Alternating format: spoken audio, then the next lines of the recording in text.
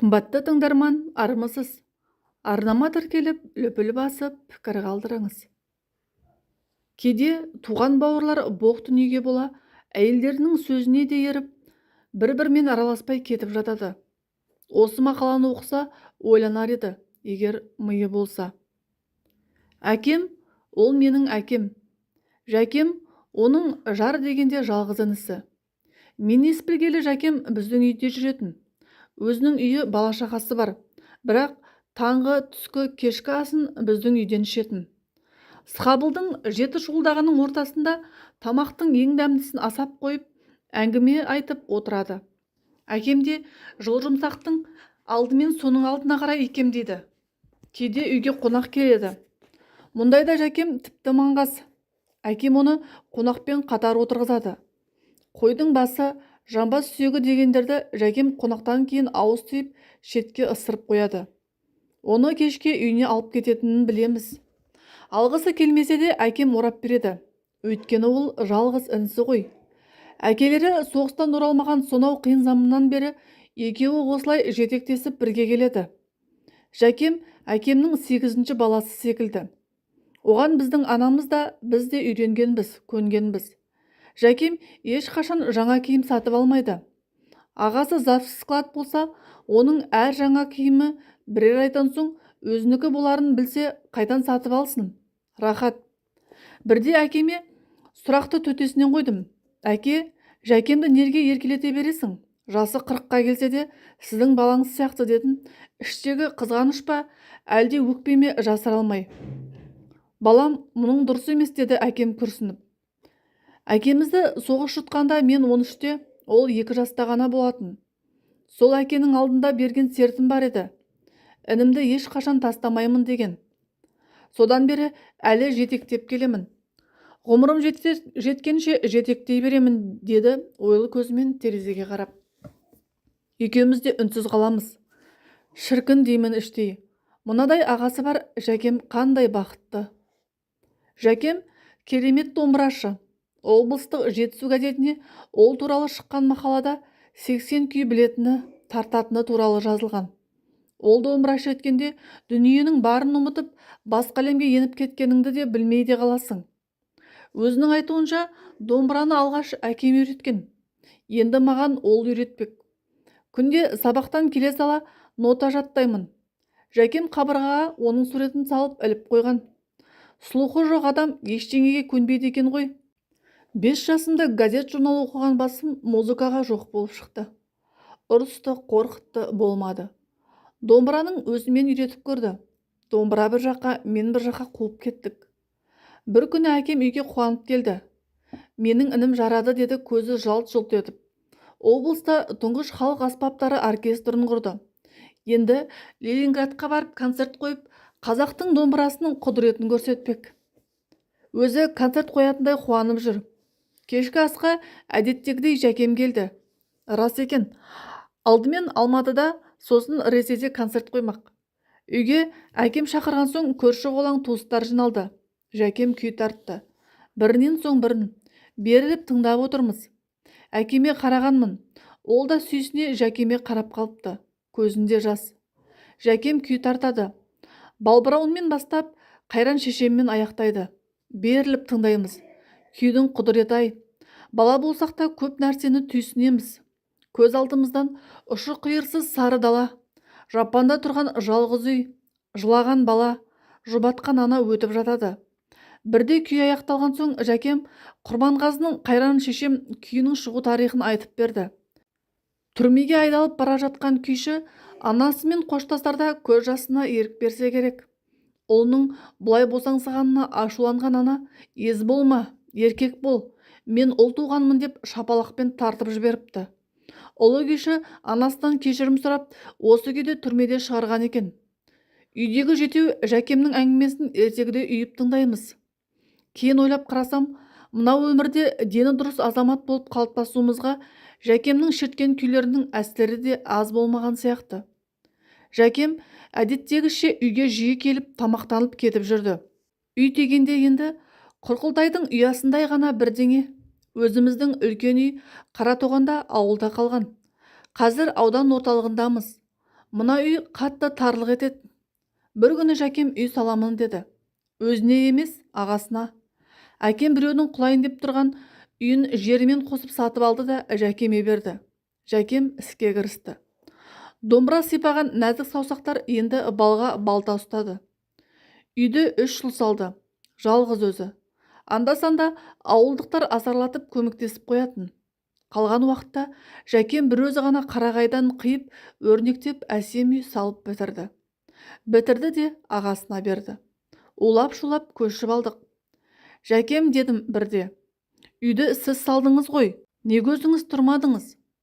Жәкем басымнан сипап ауыр күрсінді. Аға тұрсын бұл үйде, оның бала-шағасы, сендер тұрыңдар, деді сәлден соң. Білесің бе, соғыс жылдары ағам үйде қалған мені аштан өлмесін деп қалтасына бір уыс бидай тығып әкелетін. Сол үшін ақсақ бригадир таларет қамшының астына далған. Шешемнің емшегінен сүт шықпай қалған кезде таудағы қойшының үйінен ешкінің сүтін тасыпты. Жаяу, ондаған шақырым. Шешеміз қасқыр жеп кете ме деп шыбын жанын шүберекке түйіп отырады екен. Ал сен үй дейсің. Аға болмаса бұл күнге жетер ме едік? Аз да болса ақыл бар ғой. Бұл әңгімеге қайта оралмадым. Жәкем сол жылы аяқ астынан қала жаққа көшетін болды. Жеңгемнің қылқылдап жүргенін білетінбіз, көндірген сияқты. Әкемнің қабағы ашылмайтын болды. Жәкем де үйге келуді сиретті. Бала көңілімнен бір сауалдың кетпей қойған-ай. Жәкем әкемсіз қалай өмір сүрер екен? Жоқ, әкем Жәкемсіз қалай жүрмек? Жәкем ақыры қалаға жақын ауылдардың біріне көшіп кетті. Біздің ауылдан алыстау, 300 шақырым. Әкем Жәкеме ештеңе демеді. Өзі де бір тоға адам еді. Енді тіпті тұйықталып кетті. Сыртқа ештеңе шығармайды, не болса да ішінде. Өз басым әкем мен Жәкемнің бір-біріне дауыс көтергенін көрген емеспін. Ең бір қатты айтатын сөздері жарықтық еді. Онда да сыртынан. Ана жарықтықтан мұны күткен жоқпын. Жарықтық-ай, неге ойланбады екен? Тәріздес өкпе назаралас сөздерді ғана айтылатын. Жәкем көшкелі үй үшін бір көңілсіздік жайлады. Ортаға қойылған асты Жәкеңсіз ішкенде бір түрлі. Әй, нан қосып же, әйтпесе тоймай қаласың деп тамақтың еті молдау тұсын өзіне қарай тартып, картошкасын саған ысырып қоятын әдетінде сағынатын болдық. Жарықтық тамақсау еді, қарны тоймай жүрген шығар деп қояды әкем де анда-санда. Әкем осыны айтқанда еріксіз мырс еткенмін. Есіме түсіп кеткені. Жазды күні болатын. Үйге қонақ шақырып, Жәкем солармен болып, қонақ кеткен соң солардан қалған етке пакетін толтырып үйіне кеткен. Шала мүжілген бас, еті бүтін сүйектер Жәкемнің үйіне бірге аттанған. Тұратын жері онша алыс емес еді.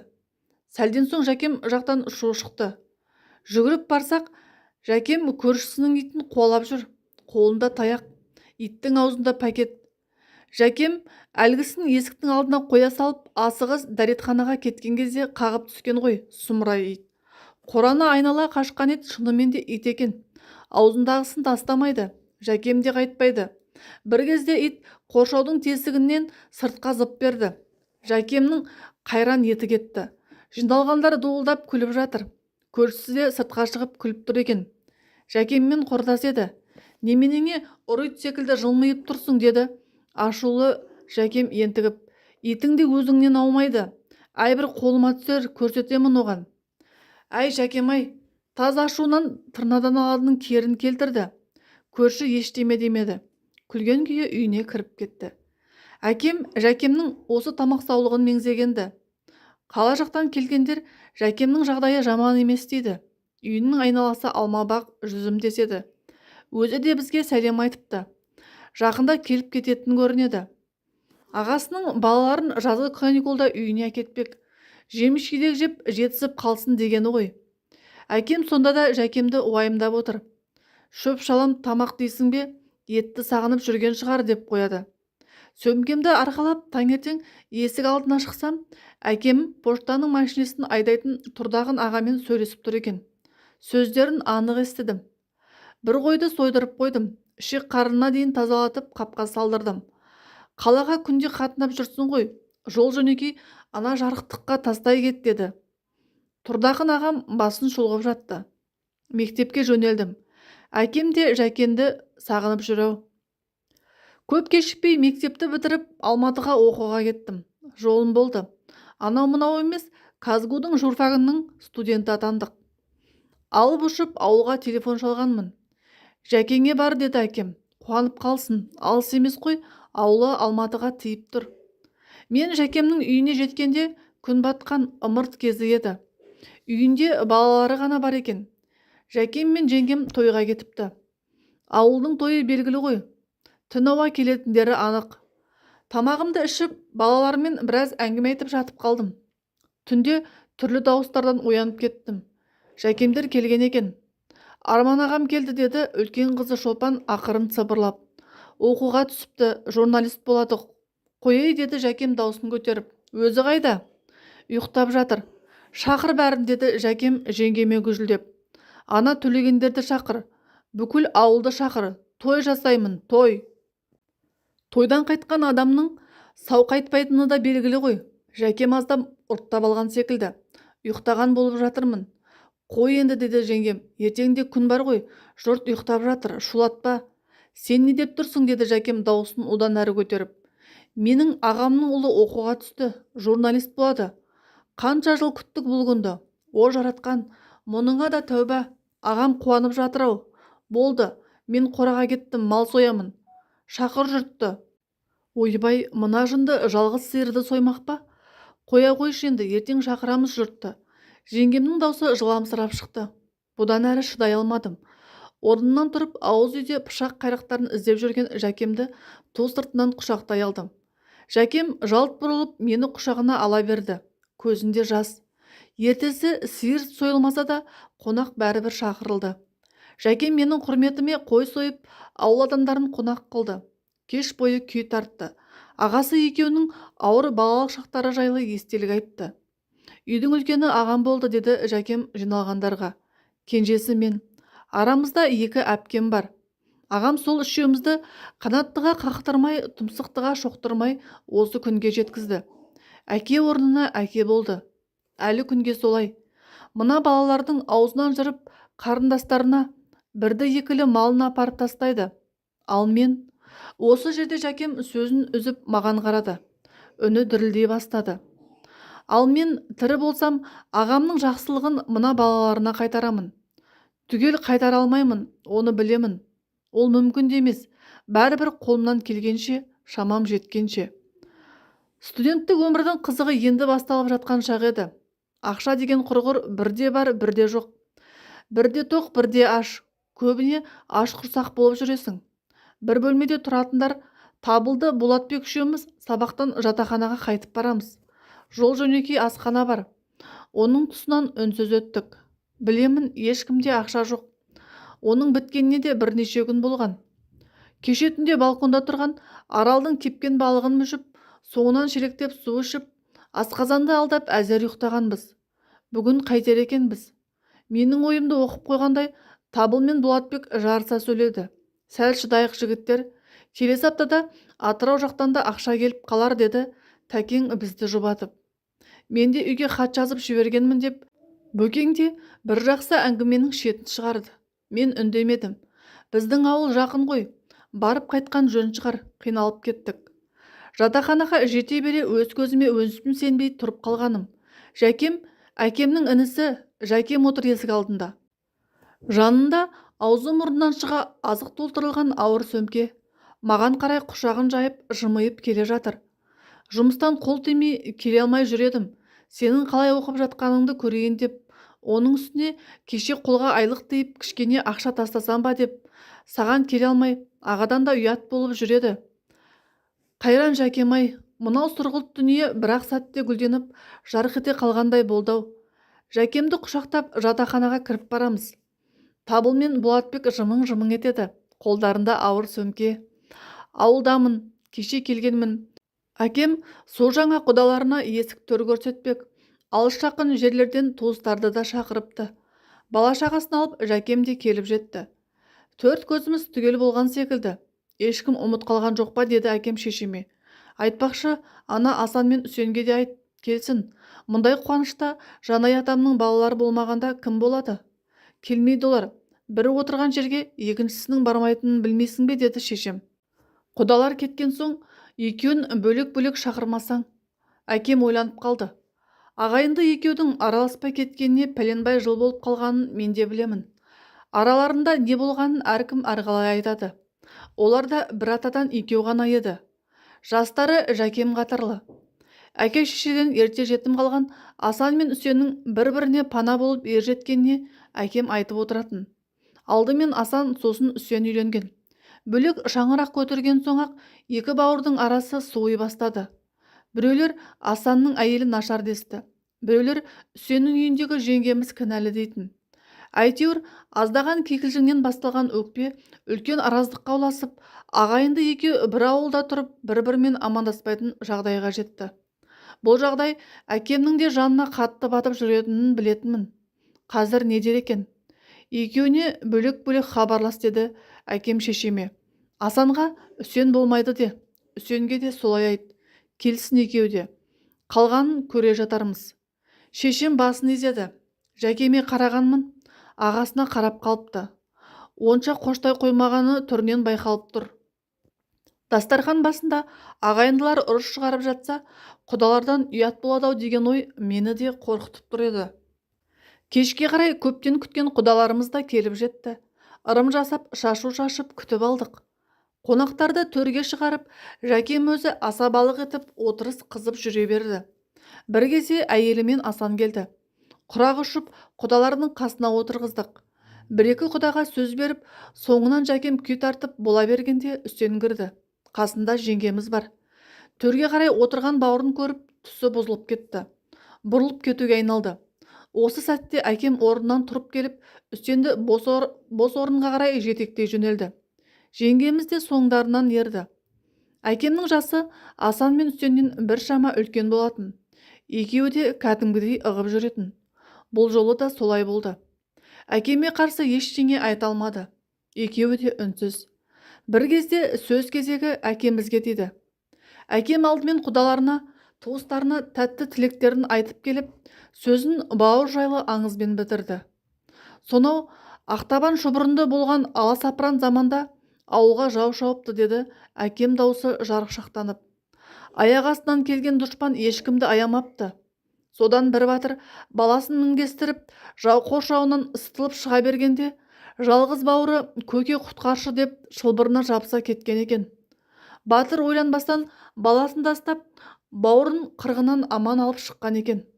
Бұл қылғына таң қалып сұрағандарға жауабы біреу болыпты. Маған әлі бала табылуы мүмкін, ал бауыр ешқашан табылмайды.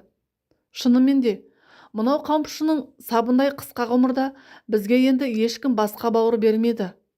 Бар бауырларымызды бағалайық, солар аман болсын. Әкемнің сөзінен соң Асан мен Үсенге қарағанмын. Екеуі де жер шұқығандай төмен қарап қалыпты. Осы сәтте құдалардың бірі домбыраны қолына алып, бауыр туралы бір терме бастады. Неткен әуен, неткен сөз. Кеудеңде жаның барында бауырлық таныт бауырға. Өзектен теуіп өзгені өзімшілдікпен ауырма. Өмірден талай пенде өтер, сен де мен де ол да өтер. Бұл жалған қамшы сабындай, сыйласа алмасаң сол бекер.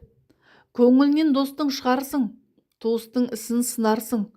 Қадірін білмей жүргенде қабірін қазып жыларсың. Құдалар кетіп, өзіміз оңаша шай ішіп отырмыз.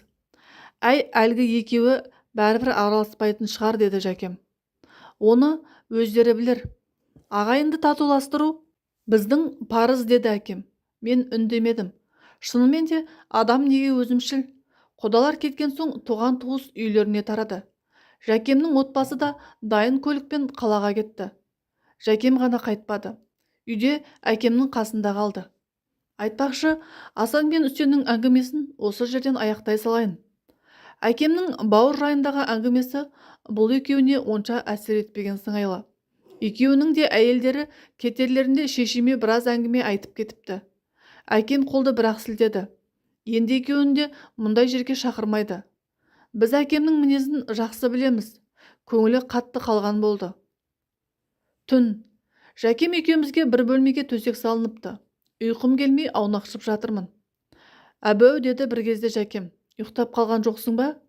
Жоқ. Ағам ауырып жүрген сияқты ғой, байқадың ба? Жоқ, Жәке, қайдан білдіңіз? Жаспыз ғой, көп нәрсеге мән бермейміз. Әкемнің 60-тың үшеуіне келгенін, оның да ет пен сүйектен жаратылғанын, бүгін болмаса ертең денсаулығының сыр беруі мүмкін екенін сол кезде ойламаған едік. Өткенде 2-3 рет мұрнынан қан кетіпті, жеңгем айтты, деді Жәкем үнсіздікті бұзып. Дәрігерлер қан қысымы кез келген сәтте қатты көтеріліп кетуі мүмкін депті. Шұғыл қарату керек, әбу. Аға 28-ші жылға ғой. Соғыс басталғанда 13-те болатын. Тылдағы бар ауыртпалықты осы кісілер көтерді. Көздерін тырнап ашып, таң бозынан колхоздың жұмысына жегіліп, аяқтарынан сыз, бастарынан күн өтіп жүріп, майданға кеткен әкелерінің орнын жоқтатпады. Ауылда ағаның осындай 10 шақты құрдасы болған. Солар 60-қа толмай бірінен соң бірі кетіп жатыр. Сұм соғыстың зардабы ғой. Ағаның денсаулығынан қорқамын. Өзі мән бермейді. Мына жинаған малы ешқандай денсаулықты алмастыра алмайды. Бір жақсы санаторийге барсын. Алматының мықты дәрігерлеріне көрінсін. Сені тыңдайды ғой, айтып көрші. Жәкемнің даусы дірілдеп шықты. Мен де тамағыма тас тұрып қалғандай жұтын алмай ұзақ жаттым. Қайран әке, өзіңнен алғанды білген екенбіз. Ал бергенді, қайтарғанды ойлағанда жоқ екенбіз. Не деген санасыз едік. Айтамын ертең, шешеме де айтамын. Барсын, емделсін. Осылай ойлап жатып ұйықтап кетіппін. Біреу жұлқылап оятты. Жәкем екен. Тұра ғой, деді. 1 сағаттан соң Алматыға автобус жүреді. Мен де сенімен бірге шығамын. Жол жөнекей түсіп қалармын. Менің әкем оның ағасының салып берген оны-мұнысын әзер көтеріп, Жәкем екеуміз ауладан шығып барамыз. Әкем әдетінше мені маңдайымнан сүйді. Інісіне аман жүр деп қысқа ғана қайырды.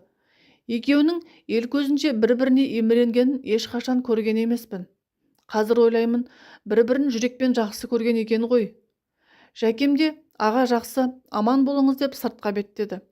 Бірақ қақпадан шыға бере тоқтап ағасына ұзақ қарады. Менің де жүрегімнің атқақтай жөнелгені бекер емес. Менің ішкі түйсігім алдамайды. Жәкемнің жүрегі алдамаған екен. Көп кешікпей әкем ауырмай сырқамай бұл жалғанды тастап кете барды. Оқуды енді ғана бітіріп, журналистік жолымды жаңа бастап жатқан кезім еді. Түнімен жүріп, ауылға жетсем, туған-туыстар жиналып қалыпты. Жәкем де осында. 5 ұлы есік алдында тізіліп жылап тұрдық. Жәкем қора жақта өзімен өзі жүрді де қойды. Әкемді өзінің туған жері Қаратоғанға қоятын болдық. Ол аудан орталығына 20 шақырымдай жерде еді. Әкем мен Жәкемнің анасы Гүлжәмила әжемнің қабірі сонда болатын. Табыт тиелген мәшиненің үстіне балаларымен Жәкем отырдық. Қалған қалың көлік соңымыздан еріп келеді. Жәкем жол жөнекей үнсіз келді. Тек Қаратоғанның қарасы көрініп, бос төбенің тұсынан өте бере боздап қоя берді. Кешеден бері зарлы запыранының барлығы кеудесіне жиналып қалған екен. Апа, апатайым, ұлыңды алып келе жатырмын, деді тау етегін күңірентіп. Ағатайым саған кетіп барады мені тастап. Аға, мен енді жалғыз қалдым ғой. Аға, қош бол. Аға, еркелігім көп болса кешір мені. Аға. Жәкем ағасының қазасынан соң қатты тұйықталып кетті. Өзімен өзі. Әкемнің басындағы мазардың кірпішінде өзі қалады. Жылын өткіздік. Бір күні редакцияда жұмыс істеп отырсам, Жәкем кіріп келгені. Орнымнан атып тұрып амандасып жатырмын. Әлдекімді жақсылап сыбап тастады. Аға, жайында естелік жазып, газетке шығарайын десем, ешқайсысы баспайды иттердің, дейді күйініп. Көлемі үлкен, дейді. Аға туралы мен аз жаза алмаймын. Бәрібір басады олар, шығармай қоймаймын. Басу айтып жазғанын сұрап алдым. Үйге келіп, үстінен бір қарап шықтым.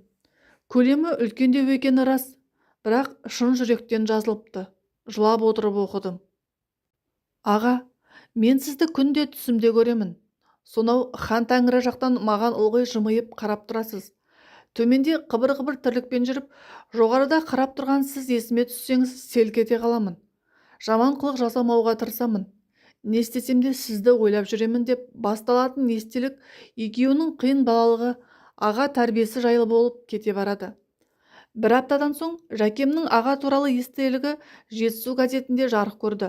Бұл күні Жәкемнен бақытты адам болмаған шығар. Бір бума газетті сатып алып кетіп, туыстарға таратып жүргені. Әңгімемнің басында Жәкемді 80 күй білетін домбырашы деп едім. Әкем қайтыс болған соң Жәкем домбыра тартпайтын болды. Тіпті қолына ұстағанын да көрмейтінбіз. Алғашында ағасының қазасынан соң уақытша болар дегенбіз. Жоқ, олай болмады. Талай қуаныш болды, дүрілдеп тойлар өтті. Жәкемнің домбырасы үнсіз. Жәке, күйлеріңізді сағындық, тым болмаса біреуін орындап беріңізші деп қиылғанмын бір қуанышта. Менің сөзімді жерге тастамаушы еді. Бұл жолы бас тартты. Ренжімеші әбу, деді мені бала күнімдегідей еркелетіп. Неге екенін домбыраны қолыма ұстап шерте бастасам болды, басым шаншып қатты ауырады. Себебін дәрігерлер де айта алмады. Тарта алмаймын. Себебін мен сезетін сияқтымын. Жәкемнің өзі де біледі. Өмірінің домбырасы, ағасы алғаш қасиетті домбыраны үйретпеп пе еді. Сол қасиетті өзімен бірге ала кеткен жоқ па екен. Былтыр жазда Жәкем де ағасының артынан келмес сапарға аттанды. Кетерінде жалғыз ұлына өтініш айтыпты. Балам, менің басыма ауыр тас қойып әуре болмаңдар. Суреттің де қажеті жоқ. Тек қоршауыма домбыраның суретін іліп қойыңдаршы. Қайран Жәкем. Авторы Арман Сқабылұлы.